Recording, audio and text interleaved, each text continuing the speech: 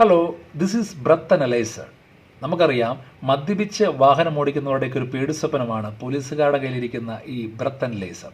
പലപ്പോഴും പല വ്യക്തികളും റോഡിൽ പോലീസുകാരോട് തർക്കിക്കുന്നതായിട്ട് കണ്ടിട്ടുണ്ട്. എൻ്റെ പൊന്നു സാറേ, ഞാനൊന്നും മദ്യപിച്ചിട്ടില്ല, ഇത് ഞാൻ കഴിഞ്ഞ ദിവസം മദ്യപിച്ചതാണ്, പക്ഷേ എന്തുകൊണ്ടാണ് ഈ ബീപ്പ് ശബ്ദം കേൾക്കുന്നത്? അങ്ങനെയുള്ളവർ ഈ വീഡിയോ ഒന്ന് കണ്ടിരിക്കുന്നത് വളരെ നല്ലതാണ്. നമ്മൾ കഴിക്കുന്ന മദ്യം 12 മണിക്കൂർ മുതൽ 24 മണിക്കൂർ വരെ നമ്മുടെ ശ്വാസത്തിലും രക്തത്തിലും നിലനിൽക്കാൻ സാധ്യതയുണ്ട്.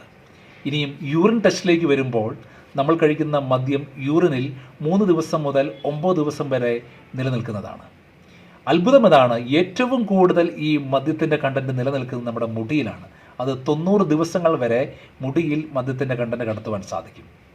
അതുകൊണ്ട് മദ്യപിച്ച് വാഹനം ഓടിക്കുന്നവർ ഒന്ന് ശ്രദ്ധിക്കുക. ബ്ലഡ് ആൽക്കഹോളിക് കോൺസെൻട്രേഷൻ BAC അല്ലെങ്കിൽ ബാക്ക് എന്നൊക്കെ നമ്മൾ അതിനെ വിശേഷിപ്പിക്കും. അത് 0.03 അതിന് മുകളിലേക്കോ ആണ് എങ്കിൽ ലീഗലി എന്ത് ശിക്ഷയും ഏറ്റുവാങ്ങുവാൻ നമ്മൾ ബാധ്യസ്ഥരാണ്. ഇനി 0.03 താഴെയാണെന്ന് കരുതി നിങ്ങൾ അഭിമാനിക്കേണ്ട.